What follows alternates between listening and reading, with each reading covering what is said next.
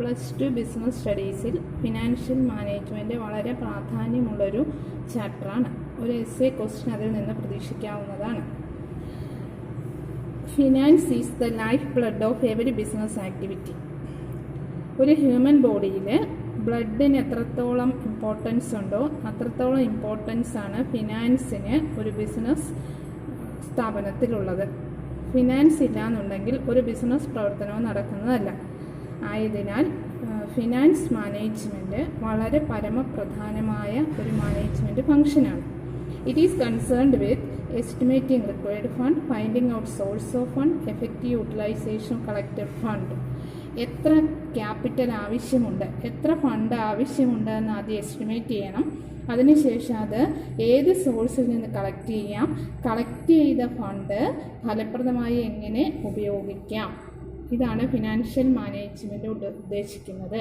എത്ര ഫണ്ട് ആവശ്യമുണ്ട്, ഏതെല്ലാം സോഴ്സിൽ നിന്ന് ഫണ്ട് കളക്ട് ചെയ്യാം, കളക്ട് ചെയ്ത ഫണ്ട് എങ്ങനെ ഫലപ്രദമായി ഉപയോഗിക്കാം. അടുത്തത് objectives of financial management. There are two objectives of financial management: profit maximization and wealth maximization. Profit maximization അനുസരിച്ച് ഒരു ഫിനാൻഷ്യൽ മാനേജ്മെൻറ്റിൻ്റെ പരമപ്രധാനമായ ലക്ഷ്യം പ്രോഫിറ്റ് മാക്സിമൈസ് ചെയ്യുക. പ്രോഫിറ്റ് ഉണ്ടെങ്കിൽ day to day expense meet ചെയ്യാൻ പറ്റത്തുള്ളൂ, ഷെയർ ഹോൾഡേഴ്സിന് ഡിവിഡൻഡ് കൊടുക്കാൻ പറ്റത്തുള്ളൂ. എന്നാൽ മറ്റ് ഫിനാൻഷ്യൽ എക്സ്പേർട്സ് പറയുന്നു ഷെയർ ഹോൾഡേഴ്സിൻ്റെ വെൽത്ത് മാക്സിമൈസ് ചെയ്യുകയാണ് financial management objective. Wealth maximisation അനുസരിച്ച് ഷെയർസിൻ്റെ മാർക്കറ്റ് പ്രൈസ് ഇൻക്രീസ് ചെയ്യുകയാണ് ഫിനാൻഷ്യൽ മാനേജ്മെൻറ്റിൻ്റെ പരമപ്രധാനമായ ലക്ഷ്യം. അടുത്തത് ഫിനാൻഷ്യൽ ഡിസിഷൻസ്. ഒരു ഫിനാൻഷ്യൽ മാനേജർ എടുക്കേണ്ട പ്രധാനപ്പെട്ട 3 തീരുമാനങ്ങളാണ് investment decision, financing decision, dividend decision. First one, investment decision. എത്രമാത്രം ഫണ്ടാണ് ഫിക്സ്ഡ് അസറ്റിലും വർക്കിംഗ് ക്യാപിറ്റലുമായി ഇൻവെസ്റ്റ് ചെയ്യേണ്ടത്. ഇത് ലോങ് ടേം ഇൻവെസ്റ്റ്മെൻറ്റ് ഡിസിഷനും ഉണ്ട്, ഷോർട്ട് ടേം ഇൻവെസ്റ്റ്മെൻറ്റ് ഡിസിഷനും ഉണ്ട്. ഫിക്സഡ് അസറ്റിൽ എത്ര ഇൻവെസ്റ്റ് ചെയ്യണം എന്ന തീരുമാനമാണ് ലോങ് ടേം ഇൻവെസ്റ്റ്മെൻറ്റ് ഡിസിഷൻ. ഇതിനെ ക്യാപിറ്റൽ ബഡ്ജറ്റിംഗ് ഡിസിഷൻ എന്നുകൂടി വിളിക്കുന്നു. വർക്കിംഗ് ക്യാപിറ്റലിൽ, അതായത് ഡേ ടു ഡേ എക്സ്പെൻസിന് വേണ്ടി എത്ര ഫണ്ട് ഇൻവെസ്റ്റ് ചെയ്യണം എന്നുള്ള തീരുമാനമാണ് ഷോർട്ട് ടേം ഇൻവെസ്റ്റ്മെൻറ്റ് ഡിസിഷൻ. ഇതിനെ വർക്കിംഗ് ക്യാപിറ്റൽ ഡിസിഷൻ എന്ന് വിളിക്കുന്നു. അടുത്ത ഡിസിഷൻ ഫിനാൻസിങ് ഡിസിഷൻ. ഏത് സോഴ്സിൽ നിന്നാണ് ഫണ്ട് കളക്ട് ചെയ്യേണ്ടത്, എത്ര ഫണ്ടാണ് ആവശ്യമുള്ളത്, അത് ഏത് സോഴ്സിൽ നിന്നാണ് കളക്ട് ചെയ്യേണ്ടതെന്ന് തീരുമാനിക്കുന്നതാണ് financing decision. Source of fund ownership ഫണ്ടും ഉണ്ട്, ബോറോവ്ഡ് ഫണ്ടും ഉണ്ട്. ഇതിൽ ഏത് ഫണ്ടാണ് ഡിപ്പെൻഡ് ചെയ്യേണ്ടത്, ഏതിൽ നിന്നാണ് കൂടുതൽ ഫണ്ട് കളക്ട് ചെയ്യേണ്ടതെന്ന് തീരുമാനിക്കേണ്ടത് ഫിനാൻഷ്യൽ മാനേജറുടെ പ്രധാനപ്പെട്ട ഒരു ഡിസിഷനാണ്. അടുത്തത് ഡിവിഡൻഡ് ഡിസിഷൻ. ഒരു കമ്പനിക്ക് കിട്ടുന്ന പ്രോഫിറ്റ് എത്രമാത്രം ഡിവിഡൻഡായിട്ട് ഷെയർ ഹോൾഡേഴ്സിന് കൊടുക്കണം, എത്രമാത്രം ഫ്യൂച്ചർ എക്സ്പാൻഷന് വേണ്ടി റീറ്റെയിൻഡ് ഏർണിങ്സ് ആയി സൂക്ഷിക്കണം എന്നതാണ് ഡിവിഡൻഡ് ഡിസിഷനിൽ ഒരു ഫിനാൻഷ്യൽ മാനേജർ തീരുമാനിക്കേണ്ടത്.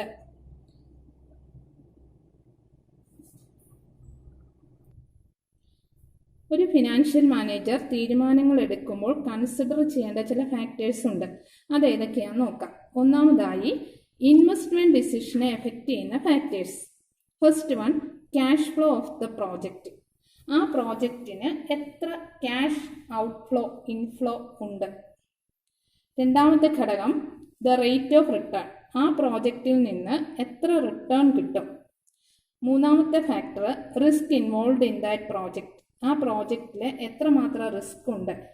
റിസ്ക് കുറവുള്ള പ്രോജക്റ്റ് ആയിരിക്കും ഫിനാൻഷ്യൽ മാനേജർ അക്സെപ്റ്റ് ചെയ്യേണ്ടത്. നാലാമത്തെ factor the investment criteria involve. ഒരു ഇൻവെസ്റ്റ്മെൻറ്റിൽ ഫണ്ട് ഇൻവെസ്റ്റ് ചെയ്യുമ്പോൾ അതിനെ ഇവാലുവേറ്റ് ചെയ്യുന്ന ചില ക്രൈറ്റീരിയാസ് ഉണ്ട്. ആ ഫാക്ടറും കൂടി കൺസിഡർ ചെയ്തതിന് ശേഷം മാത്രമേ ഇൻവെസ്റ്റ്മെൻറ്റ് ഡിസിഷൻ എടുക്കാവുള്ളൂ. അടുത്തത് factors affecting financing decision. Financing decision കൊണ്ട് ഉദ്ദേശിക്കുന്നത് ഏത് സോഴ്സിൽ നിന്നാണ് ബിസിനസ്സിന് ആവശ്യമുള്ള ഫണ്ട് കളക്ട് ചെയ്യേണ്ടത്. അത് ഓണർഷിപ്പ് ഫണ്ട് വേണോ ബോറോവ്ഡ് ഫണ്ട് വേണോ അത് തീരുമാനിക്കുമ്പോൾ ഫിനാൻഷ്യൽ മാനേജർ പരിഗണിക്കേണ്ട factors. First one, cost. Cost എന്നതുകൊണ്ട് ഉദ്ദേശിക്കുന്നത് ഇക്വിറ്റി ഷെയറിലാണ് ഇൻവെസ്റ്റ് ചെയ്യുന്നതെന്നുണ്ടെങ്കിൽ, ഇക്വിറ്റി ഷെയറിൽ നിന്നാണ് പണം കളക്ട് ചെയ്യുന്നതെന്നുണ്ടെങ്കിൽ ഷെയർ ഹോൾഡേഴ്സിന് ഡിവിഡൻഡ് കൊടുക്കണം, ബോറോവ്ഡ് ഫണ്ടിനാണെങ്കിൽ ഇൻട്രസ്റ്റ് കൊടുക്കണം. അതിലേതാണോ കുറവ് അത് വേണം ഫിനാൻഷ്യൽ മാനേജർ സെലക്ട് ചെയ്യാൻ. രണ്ടാമത്തെ ഫാക്ടർ റിസ്ക്. ഏതിനാണോ റിസ്ക് കുറവുള്ളത്, സാധാരണ രീതിയിൽ ഡെറ്റ് ഫിനാൻസിങ് ആണ് റിസ്ക് കൂടുതലുള്ളത്. അതായത് പ്രോഫിറ്റ് കിട്ടിയാലും ഇല്ലെങ്കിലും അവർക്ക് ഇൻട്രസ്റ്റ് കൊടുക്കണം. റിസ്ക് കുറവുള്ളതാണ് ഫിനാൻഷ്യൽ മാനേജർ സെലക്ട് ചെയ്യേണ്ടത്. മൂന്നാമത് ഫ്ലോട്ടേഷൻ കോസ്റ്റ്. ഫ്ലോട്ടേഷൻ കോസ്റ്റ് എന്നതുകൊണ്ട് ഉദ്ദേശിക്കുന്നത് cost incurred for issuing securities. Share debenture issue ചെയ്യുന്നതിനുണ്ടാവുന്ന ചെലവാണ് ഫ്ലോട്ടേഷൻ കോസ്റ്റ്. ഏതിനാണോ കുറവ് കോസ്റ്റ് ആ സെക്യൂരിറ്റി വേണം ഫിനാൻഷ്യൽ മാനേജർ ഇഷ്യൂ ചെയ്യാൻ. അടുത്ത cash flow position of the company. കമ്പനിയുടെ ക്യാഷ് ഇൻഫ്ലോ എത്രയാണെന്ന് നോക്കണം. ക്യാഷ് ഫ്ലോ ഉണ്ടെങ്കിൽ മാത്രമേ ഡെറ്റ് ഫിനാൻസിങ് പ്രിഫർ ചെയ്യാവുള്ളൂ. കാരണം കടം വാങ്ങിയാൽ ഇൻട്രസ്റ്റ് കൊടുത്തിരിക്കണം. ഇൻട്രസ്റ്റ് കൊടുക്കണം എന്നുണ്ടെങ്കിൽ മതിയായ ക്യാഷ് ഫ്ലോ ഉണ്ടായിരിക്കണം. അടുത്ത fixed operating cost. Fixed operating cost എന്നതുകൊണ്ട് ഉദ്ദേശിക്കുന്നത് പ്രോഫിറ്റ് കിട്ടിയാലും ഇല്ലെങ്കിലും കൊടുക്കേണ്ട എക്സ്പെൻസ് ആണ്. Rent, insurance premium. ഈ ഫിക്സഡ് ഓപ്പറേറ്റിംഗ് കോസ്റ്റ് കൂടുതലാണെന്നുണ്ടെങ്കിൽ കഴിയുന്നതും ഡെറ്റ് ഫിനാൻസിങ് ഒഴിവാക്കുക, കുറയ്ക്കുക. എല്ലാം കൂടി കമ്പനിക്ക് താങ്ങാൻ ബുദ്ധിമുട്ടായിരിക്കും മതിയായ പ്രോഫിറ്റ് കിട്ടിയില്ല എന്നുണ്ടെങ്കിൽ. അടുത്തത് കൺട്രോൾ കൺസിഡറേഷൻ. ഇക്വിറ്റി ഷെയർ ഹോൾഡേഴ്സിനാണ് മാനേജ്മെന്റ്. ബിസിനസിന്റെ കൺട്രോൾ അവരുടെ കൈകളിലാണ്. അവരിൽ നിന്ന് കൺട്രോൾ ഡയല്യൂട്ട് ചെയ്ത് പോകരുതെന്നാണെങ്കിൽ ഡെറ്റ് ഫിനാൻസിങ് ആണ് കൂടുതൽ സ്യൂട്ടബിൾ. അതായത് ഡിബഞ്ചർ ഹോൾഡേഴ്സോ പ്രിഫറൻസ് ഷെയർ ഹോൾഡേഴ്സോ ഒന്നും മാനേജ്മെന്റിൽ പങ്കെടുക്കാൻ വരുന്നില്ല. ഫിനാൻസിങ് ഡിസിഷനിൽ ശ്രദ്ധിക്കേണ്ട മറ്റൊരു പ്രധാനപ്പെട്ട ഘടകം കൺട്രോൾ ആണ്. ബിസിനസിന്റെ കൺട്രോൾ എപ്പോഴും ഇക്വിറ്റി ഷെയർ ഹോൾഡേഴ്സിന്റെ കൈകളിലാണ്. മാനേജ്മെന്റിന്റെ കൺട്രോൾ അവർക്കുള്ളതാണ്. ഈ കൺട്രോൾ ഡയല്യൂട്ട് ചെയ്ത് പോകരുതെന്ന് ആഗ്രഹമുണ്ടെങ്കിൽ ഡെറ്റ് ഫിനാൻസിങ് ആണ് കൂടുതൽ പ്രിഫറബിൾ.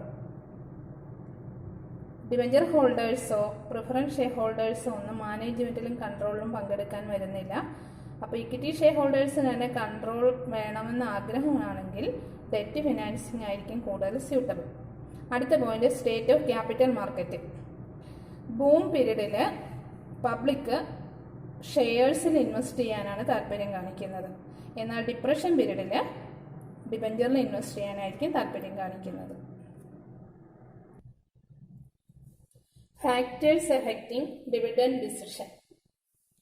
ഒരു കമ്പനിയിൽ ഒരു വർഷം പ്രോഫിറ്റ് കിട്ടിയാൽ അത് ഡിവിഡൻഡ് ആയിട്ട് കൊടുക്കാം. കുറച്ച് ഭാഗം ഫ്യൂച്ചർ എക്സ്പാൻഷന് വേണ്ടി മാറ്റിവെക്കാം. ഇതിൽ എത്ര ഭാഗമാണ് ഷെയർ ഹോൾഡേഴ്സിന് ഡിവിഡൻഡ് ആയിട്ട് കൊടുക്കേണ്ടത്, എത്ര ഭാഗമാണ് റീറ്റെയിൻഡ് ഏർണിങ്സ് ആയി മാറ്റിവെക്കേണ്ടതെന്ന് തീരുമാനിക്കുന്നതാണ് ഡിവിഡൻഡ് ഡിസിഷൻ. ഈ തീരുമാനം എടുക്കുമ്പോൾ ഒരു ഫിനാൻസ് മാനേജർ ശ്രദ്ധിക്കേണ്ട കാര്യങ്ങളാണ് താഴെ പറയുന്നത്. ഒന്നാമതായി, എമൗണ്ട് ഓഫ് ഏർണിങ്സ്. നല്ല ഏർണിങ്സ് കിട്ടുന്ന ഒരു സ്ഥാപനമാണെന്നുണ്ടെങ്കിൽ ഹയർ ഡിവിഡൻഡ് ഡിക്ലെയർ ചെയ്യാം. ഏർണിങ്സ് കുറവാണെങ്കിൽ ഹയർ ഡിവിഡൻഡ് ഡിക്ലെയർ ചെയ്യാൻ പറ്റത്തില്ല.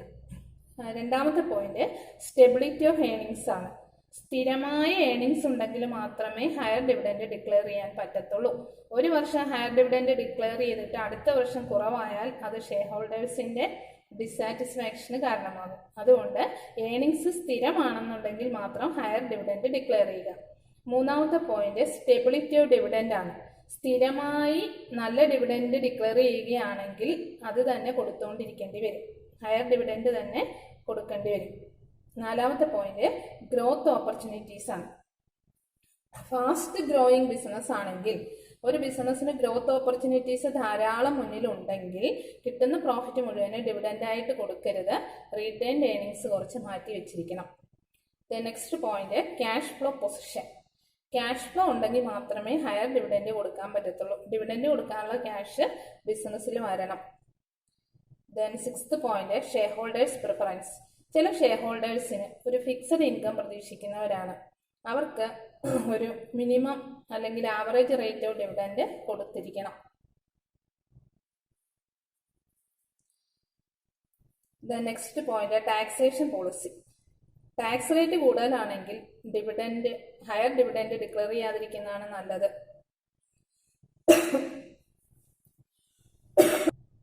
Last point stock market reaction. Dividend കൂടുതൽ ഡിക്ലെയർ ചെയ്യുമ്പോൾ അത് ഷെയറിന്റെ വാല്യൂ ഇൻക്രീസ് ചെയ്യുന്നതിന് കാരണമായേക്കാം. അങ്ങനെയാണെന്നുണ്ടെങ്കിൽ ഹയർ ഡിവിഡൻഡ് ഡിക്ലെയർ ചെയ്യുന്നതായിരിക്കും നല്ലത്. Financial planning. ഫിനാൻഷ്യൽ മാറ്റേഴ്സിനെ സംബന്ധിച്ചെടുക്കുന്ന പ്ലാൻസ് ആണ് ഫിനാൻഷ്യൽ പ്ലാൻസ്. ഫിനാൻഷ്യൽ പ്ലാൻസ് 3 പ്രധാനപ്പെട്ട കാര്യങ്ങളുമായി ബന്ധപ്പെട്ടിരിക്കുന്നു. എത്ര ഫണ്ട് ആവശ്യമുണ്ട്, ഏത് സോഴ്സിൽ നിന്നാണ് ഫണ്ട് കളക്ട് ചെയ്യേണ്ടത്, അതിൻ്റെ better utilisation, requirements of fund, source of fund, better utilisation of fund. പ്രധാനമായിട്ട് 2 തരത്തിലുള്ള പ്ലാൻസ് ആണ്, ലോങ് ടേം പ്ലാനും ഷോർട്ട് ടേം പ്ലാനും. 3 മുതൽ 5 വർഷത്തെ കാലയളവിലോട്ട് എടുക്കുന്ന ഫിനാൻഷ്യൽ പ്ലാൻസിനെ ലോങ് ടേം പ്ലാൻ എന്ന് പറയുന്നു. അത് ക്യാപിറ്റൽ എക്സ്പെൻഡിച്ചറുമായി ബന്ധപ്പെട്ട പ്ലാനാണ്. ഇതിനെ ക്യാപിറ്റൽ ബഡ്ജറ്റിംഗ് ഡിസിഷൻ എന്ന് വിളിക്കാം. ഷോർട്ട് ടേം പ്ലാൻ 1 വർഷത്തേക്ക് എടുക്കുന്ന ഫിനാൻഷ്യൽ പ്ലാൻസിനെയാണ് ഷോർട്ട് ടേം പ്ലാൻ എന്ന് വിളിക്കുന്നത്. അതിനെ ബഡ്ജറ്റ് എന്ന് വിളിക്കുന്നു. അടുത്ത ഫിനാൻഷ്യൽ റിസ്ക്. ഒരു കമ്പനിക്ക് അതിന്റെ ഫിക്സഡ് ഫിനാൻഷ്യൽ ചാർജസ് കൊടുക്കാൻ പറ്റാതെ വരുന്ന അവസ്ഥയാണ് ഫിനാൻഷ്യൽ റിസ്ക് എന്ന് പറയുന്നത്. ഫിക്സഡ് ഫിനാൻഷ്യൽ റിസ്ക് ചാർജസ് കൊണ്ട് ഉദ്ദേശിക്കുന്നത് ഡിബെഞ്ചർ ഹോൾഡേഴ്സിന് ഇൻട്രസ്റ്റ് കൊടുക്കണം, പ്രിഫറൻസ് ഷെയർ ഹോൾഡേഴ്സിന് ഡിവിഡൻഡ് കൊടുക്കണം. അത് ഇൻട്രസ്റ്റ് പ്രോഫിറ്റ് ഉണ്ടെങ്കിലും ഇല്ലെങ്കിലും കൊടുക്കണം. ഇത് കൊടുക്കാൻ പറ്റാതെ വരുന്ന ഒരു അവസ്ഥയാണ് ഫിനാൻഷ്യൽ റിസ്ക് എന്ന് പറയുന്നത്. അടുത്തത് ഫിനാൻഷ്യൽ ലിവറേജ് അല്ലെങ്കിൽ trading on equity. Financial leverage കൊണ്ട് ഉദ്ദേശിക്കുന്നത് ടോട്ടൽ ക്യാപിറ്റലിൽ ഡെറ്റ് ക്യാപിറ്റലിന്റെ പ്രൊപ്പോർഷനെയാണ് ഫിനാൻഷ്യൽ ലിവറേജ് എന്ന് പറയുന്നത്. അല്ലെങ്കിൽ ഇതിനെ ട്രേഡിംഗ് ഓൺ ഇക്വിറ്റി എന്നും ക്യാപിറ്റൽ ഗിയറിംഗ് എന്നും പറയുന്നു. ഫേമിന്റെ ടോട്ടൽ ക്യാപിറ്റലിൽ ഡെറ്റ് എത്ര ഭാഗമുണ്ട്, ഡെറ്റ് കൂടുതലാണെങ്കിൽ ഇക്വിറ്റി ഷെയർ ഹോൾഡേഴ്സിന് ഇക്വിറ്റി ഷെയർ ഹോൾഡേഴ്സിന്റെ ഏർണിങ്സ് കൂടും. കാരണം ഇപ്പൊ ഡിബെഞ്ചർ ഹോൾഡേഴ്സിന് ഒരു ഫിക്സഡ് റേറ്റ് ഓഫ് ഇൻട്രസ്റ്റ് കൊടുത്താൽ മതി. കൂടുതൽ പ്രോഫിറ്റ് ഉണ്ടാവുകയാണെങ്കിൽ അവർക്ക് ആ ഫിക്സഡ് റേറ്റ് ഓഫ് ഇൻട്രസ്റ്റ് കൊടുത്താൽ മതി. ബാക്കിയുള്ള ഏർണിങ്സ് മുഴുവനും ഇക്വിറ്റി ഷെയർ ഹോൾഡേഴ്സിന് എടുക്കാവുന്നതാണ്. ഇതിനെയാണ് ട്രേഡിംഗ് ഓൺ ഇക്വിറ്റി എന്ന് വിളിക്കുന്നത്. ഇക്വിറ്റി ഷെയർ ഹോൾഡേഴ്സിന് കൺട്രോളും പോകത്തില്ല, മാനേജ്മെന്റും പോകത്തില്ല, കൂടുതൽ ഏർണിങ്സ് കിട്ടുകയും ചെയ്യും. ഇങ്ങനെ ടോട്ടൽ ക്യാപിറ്റലിൽ ഡെറ്റിന്റെ പ്രൊപ്പോർഷനെയാണ് ഫിനാൻഷ്യൽ ലിവറേജ് എന്ന് പറയുന്നത്. ഫിനാൻഷ്യൽ ലിവറേജ് ഹൈ ആണെന്നുണ്ടെങ്കിൽ അതിന്റെ അർത്ഥം ഡെറ്റ് കൂടുതലും ഇക്വിറ്റി കുറവും. ഫിനാൻഷ്യൽ ലിവറേജ് ലോ ആണെന്ന് പറഞ്ഞാൽ അതിന്റെ അർത്ഥം ഓണർഷിപ്പ് ക്യാപിറ്റൽ കൂടുതലും ബോറോഡ് ക്യാപിറ്റൽ കുറവും. Capital structure.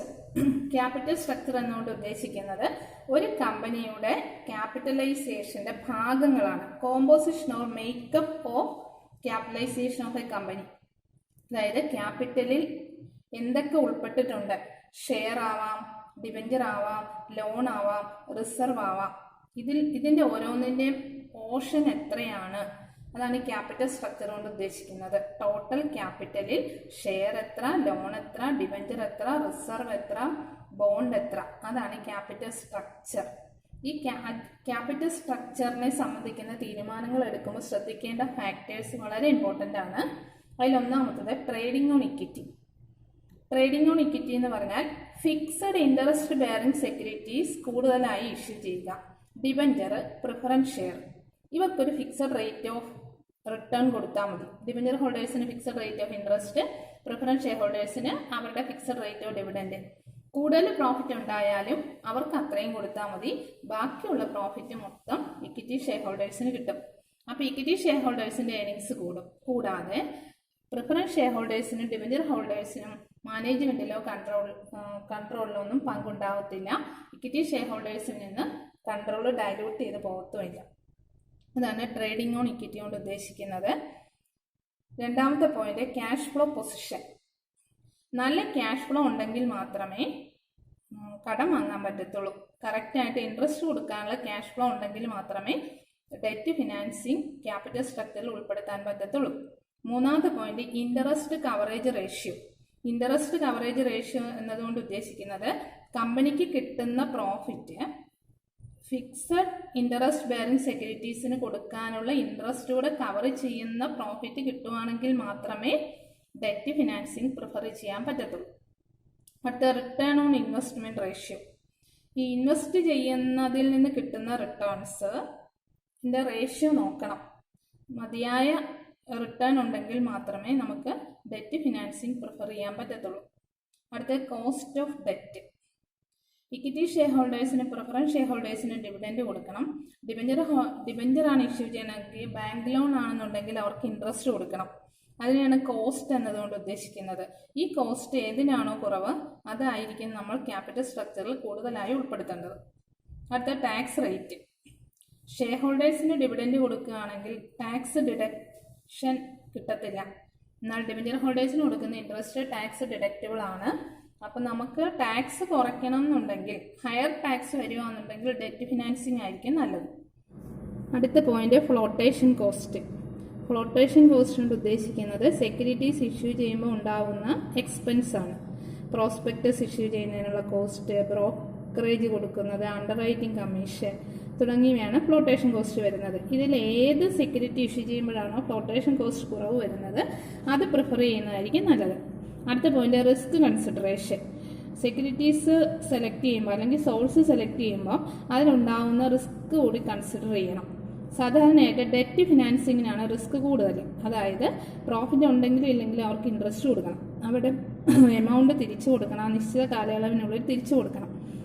ഏതെങ്കിലും കാരണവശാൽ കമ്പനി ഇൻട്രസ്റ്റ് കൊടുക്കാനോ എമൗണ്ട് തിരിച്ചു കൊടുക്കാനോ പരാജയപ്പെട്ടാൽ അത് കമ്പനിയുടെ റെപ്യൂട്ടേഷനെ ബാധിക്കും.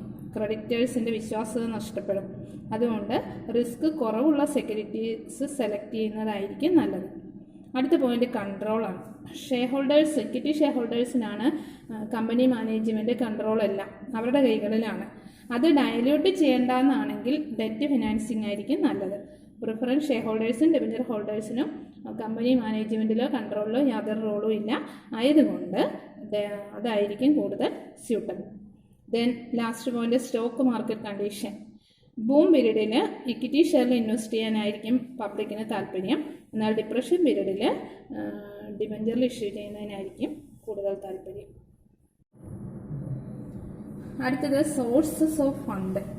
ഒരു കമ്പനിക്ക് എത്ര ഫണ്ട് ആവശ്യമുണ്ടെന്ന് കണ്ടെത്തി കഴിഞ്ഞാൽ അത് ഏത് സോഴ്സിൽ നിന്നൊക്കെ കളക്ട് ചെയ്യാമെന്നതിനെ കുറിച്ച് തീരുമാനിക്കണം. സോഴ്സ് ഓഫ് ഫണ്ട് രണ്ടായി ക്ലാസിഫൈ ചെയ്യാം: ഓണർഷിപ്പ് ഫണ്ടും ബോറോഡ് ഫണ്ടും.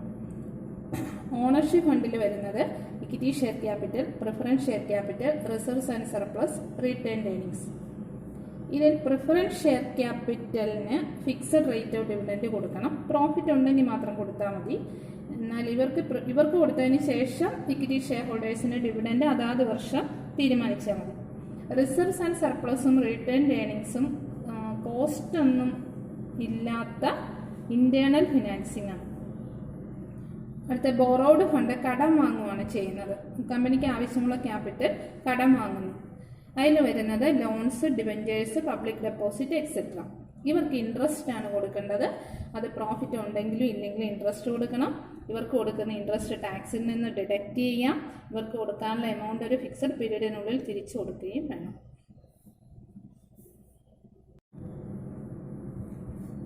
Fixed assets. ലോങ് ടേം യൂസിന് ഉപയോഗിക്കുന്ന അസറ്റാണ് ഫിക്സഡ് അസറ്റ്. അതായത് ഒരു വർഷത്തിനപ്പുറം കാലയളവിലേക്ക് ഉപയോഗിക്കാവുന്ന അസറ്റ്. അത് സെയിലിന് വേണ്ടിയല്ല നമ്മൾ വാങ്ങി വെച്ചിരിക്കുന്നത്. Plant and machinery, land, building, furniture, അതൊക്കെ ഫിക്സഡ് അസറ്റിന് എക്സാമ്പിളാണ്. ഈ ഫിക്സഡ് അസറ്റിൽ ഇൻവെസ്റ്റ് ചെയ്യുന്ന ക്യാപിറ്റലിനെയാണ് ഫിക്സഡ് ക്യാപിറ്റൽ അല്ലെങ്കിൽ ലോങ് ടേം ക്യാപിറ്റൽ എന്ന് പറയുന്നത്. ഈ ലോങ് ടേം ക്യാപിറ്റൽ എത്ര എമൗണ്ട് ഇൻവെസ്റ്റ് ചെയ്യണം അതിനെടുക്കുന്ന തീരുമാനമാണ് capital budgeting decision. Capital budgeting decision എടുക്കുമ്പം വളരെയധികം ശ്രദ്ധിക്കേണ്ടതാണ്. കാരണം ഇത് ലോങ് ടേം ഗ്രോത്തിന് ആവശ്യമുള്ളതാണ്. വലിയ എമൗണ്ട് ആണ് ഇതിൽ ഇൻവെസ്റ്റ് ചെയ്യുന്നത്. വളരെയധികം റിസ്ക് ഉണ്ട്. നമുക്ക് തീരുമാനം മാറ്റി എഴുതാൻ പറ്റത്തില്ല. അങ്ങനെ തീരുമാനം മറിച്ചെഴുതിയാൽ ധാരാളം നഷ്ടങ്ങൾ നമുക്കുണ്ടാവും. അടുത്ത factors affecting the requirement of fixed capital. ഓരോ ബിസിനസ് സ്ഥാപനത്തിലും ഫിക്സഡ് ക്യാപിറ്റലിൻ്റെ ക്വാണ്ടിറ്റി വ്യത്യാസപ്പെട്ടുകൊണ്ടിരിക്കും. അതിനെ എഫക്റ്റ് ചെയ്യുന്ന ഫാക്ടേഴ്സ്, ഒരു സ്ഥാപനത്തിൽ എത്ര എമൗണ്ട് ഫിക്സഡ് ക്യാപിറ്റലിലായിട്ട് ഇൻവെസ്റ്റ് ചെയ്യണം, അത് ഫിനാൻഷ്യൽ മാനേജർ എടുക്കേണ്ട വളരെ പ്രധാനപ്പെട്ട ഒരു തീരുമാനമാണ് ക്യാപിറ്റൽ ബഡ്ജറ്റിംഗ് ഡിസിഷൻ. അതിനെ എഫക്റ്റ് ചെയ്യുന്ന ഫാക്ടേഴ്സ്, ഒന്ന് നേച്ചർ ഓഫ് ബിസിനസ്. ചെയ്യുന്ന ബിസിനസ് മാനുഫാക്ചറിങ് ആണെങ്കിൽ അവിടെ ഫിക്സഡ് അസറ്റ് കൂടുതലായി വാങ്ങേണ്ടി വരും, അപ്പോൾ കൂടുതൽ ഫിക്സഡ് ക്യാപിറ്റൽ വേണം. എന്നാൽ ഒരു ട്രേഡിംഗ് കൺസേൺ ആണെങ്കിൽ ഫിക്സഡ് അസറ്റ് കുറവ് മതി, അപ്പോൾ ഫിക്സഡ് ക്യാപിറ്റലിന് കുറവ് മതി. രണ്ടാമത്തെ point scale of operation. Large scale ബിസിനസ്സിന് കൂടുതൽ ഫിക്സഡ് ക്യാപിറ്റൽ വേണം, എന്നാൽ സ്മോൾ സ്കെയിൽ ബിസിനസ് ആണെങ്കിൽ വളരെ കുറച്ച് ഫിക്സഡ് ക്യാപിറ്റൽ മതി. മൂന്നാമത്തെ പോയിന്റ് ചോയ്സ് ഓഫ് ടെക്നിക്കാണ്. അത് ക്യാപിറ്റൽ ഇൻറ്റൻസീവ് ആണോ ലേബർ ഇൻറ്റൻസീവ് ആണോ. പ്രൊഡക്ഷൻ, അതായത് പ്ലാന്റ് മെഷീൻസിനെ കൂടുതൽ ഡിപ്പെൻഡ് ചെയ്യുന്ന സ്ഥാപനമാണെങ്കിൽ കൂടുതൽ ഇൻവെസ്റ്റ് ചെയ്യണം ഫിക്സഡ് ക്യാപിറ്റലിൽ. എന്നാൽ ലേബർ ഇൻറ്റൻസീവ് ആണ്, തൊഴിലാളികളാണ് കൂടുതൽ വർക്ക് ചെയ്യുന്നുണ്ട് എന്നുണ്ടെങ്കിൽ അവിടെ ഫിക്സഡ് ക്യാപിറ്റൽ കുറവ് മതി. അടുത്ത ടെക്നോളജി അപ്ഗ്രേഡേഷൻ. ടെക്നോളജി അഡ്വാൻസ് ചെയ്യുന്നതിനനുസരിച്ച് മാറ്റങ്ങൾ വരുത്തേണ്ട സ്ഥാപനമാണെങ്കിൽ, ഇപ്പോൾ കമ്പ്യൂട്ടർ ബേസ്ഡ് ആയിട്ടുള്ള കമ്പനികളൊക്കെ ആണെങ്കിൽ എപ്പോഴും ടെക്നോളജി അഡ്വാൻസ് ചെയ്യുന്നതിനനുസരിച്ച് അവിടെ ധാരാളം മാറ്റങ്ങൾ വരുത്തേണ്ടി വരും. അപ്പോൾ ഫിക്സഡ് ക്യാപിറ്റലിൻ്റെ എമൗണ്ട് കൂടുതലായി വേണ്ടി വരും. അടുത്ത ഗ്രോത്ത് പ്രോസ്പെക്ട്സ്. ഗ്രോത്ത് പ്രോസ്പെക്ട്സ് ഉള്ള കമ്പനിയാണെന്നുണ്ടെങ്കിൽ അവിടെ ഫിക്സഡ് ക്യാപിറ്റൽ കൂടുതൽ ആവശ്യമായി വരും. അടുത്ത പോയിന്റ് ഡൈവേഴ്സിഫിക്കേഷൻ ആണ്. ഒരു ബിസിനസ് സ്ഥാപനം ഒരു ബിസിനസ് ആക്ടിവിറ്റി ചെയ്തുകൊണ്ടിരിക്കുകയാണ്, അതിനുശേഷം പുതിയ ഏരിയാസിലോട്ട് മാറുകയാണെങ്കിൽ, ഉദാഹരണമായിട്ട് ഒരു ടെക്സ്റ്റൈൽ ബിസിനസ് ചെയ്യുന്ന സ്ഥാപനം ഒരു സൂപ്പർ മാർക്കറ്റ് തുടങ്ങും, ഒരു ഇലക്ട്രോണിക്സ് കട തുടങ്ങും, ഒരു ഫർണിച്ചർ കട തുടങ്ങുകയാണെന്നുണ്ടെങ്കിൽ അതിന് കൂടുതൽ ഫിക്സഡ് ക്യാപിറ്റൽ ആവശ്യമായി വരും. അടുത്ത പോയിന്റ് ഫിനാൻസിങ് ഓൾട്ടർനേറ്റീവ്സ്. ഒരു സ്ഥാപനത്തിന് ഫിക്സഡ് അസറ്റ് നേരിട്ട് വാങ്ങാതെ ലീസിന് ഉപയോഗിക്കാൻ പറ്റുന്നുണ്ടെങ്കിൽ അതിൻ്റെ ഫിക്സഡ് ക്യാപിറ്റലിൻ്റെ എമൗണ്ട് കുറവായിരിക്കും. നെക്സ്റ്റ് പോയിന്റ്, അടുത്ത പോയിന്റ് ലെവൽ ഓഫ് കൊളാബറേഷൻ ആണ്. അതായത് ഒരു കമ്പനിക്കുള്ള ഫെസിലിറ്റി വേറൊരു കമ്പനിയോട് ഷെയർ ചെയ്യുകയാണെങ്കിൽ, ഉദാഹരണമായിട്ട് ഒരു ബാങ്കിൻ്റെ ATM വേറൊരു ബാങ്കോട് ഷെയർ ചെയ്യുകയാണെങ്കിൽ അവിടെ അതിനുവേണ്ടി ഇൻവെസ്റ്റ് ചെയ്യുന്ന ഫിക്സഡ് ക്യാപിറ്റൽ കുറവ് ആവശ്യമായി വരത്തുള്ളൂ. These are the factors affecting the requirement of fixed capital. അടുത്തത് നമുക്ക് പഠിക്കേണ്ടത് വർക്കിംഗ് ക്യാപിറ്റലിനെ കുറിച്ചാണ്. വർക്കിംഗ് ക്യാപിറ്റൽ എന്ന് പറഞ്ഞാൽ ഡേ ടു ഡേ എക്സ്പെൻസിന് ഒരു വർഷത്തെ കാലയളവിനുള്ളിൽ ആവശ്യമായി വരുന്ന ക്യാപിറ്റലാണ് വർക്കിംഗ് ക്യാപിറ്റൽ. അതായത് കറണ്ട് അസറ്റിൽ എത്ര ഇൻവെസ്റ്റ് ചെയ്യണം. കറണ്ട് അസറ്റ് എന്താണ്? ഒരു വർഷത്തിനുള്ളിൽ ക്യാഷാക്കി മാറ്റാവുന്ന അസറ്റിനെയാണ് കറണ്ട് അസറ്റ് എന്ന് വിളിക്കുന്നത്. Cash in hand, cash at bank, debtors, bill receivable, closing stock, അതൊക്കെ കറണ്ട് അസറ്റിൽ വരും. ലിക്വിഡിറ്റി എന്ന് പറഞ്ഞാൽ ക്യാഷാക്കി മാറ്റാനുള്ള അസറ്റിൻ്റെ എബിലിറ്റിയാണ് ലിക്വിഡിറ്റി കൊണ്ട് ഉദ്ദേശിക്കുന്നത്.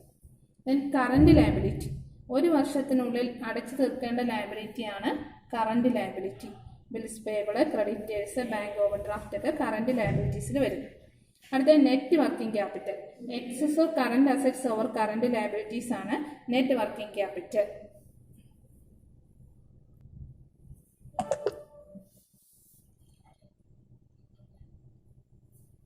അടുത്ത factors affecting working capital requirements. ഒരു സ്ഥാപനത്തിൽ വർക്കിംഗ് ക്യാപിറ്റൽ എത്ര എമൗണ്ട് ഇൻവെസ്റ്റ് ചെയ്യണം എന്നുള്ളതിന് തീരുമാനം എടുക്കുന്നതിന് മുന്നേ കൺസിഡർ ചെയ്യേണ്ട ഫാക്ടേഴ്സ് ആണ്.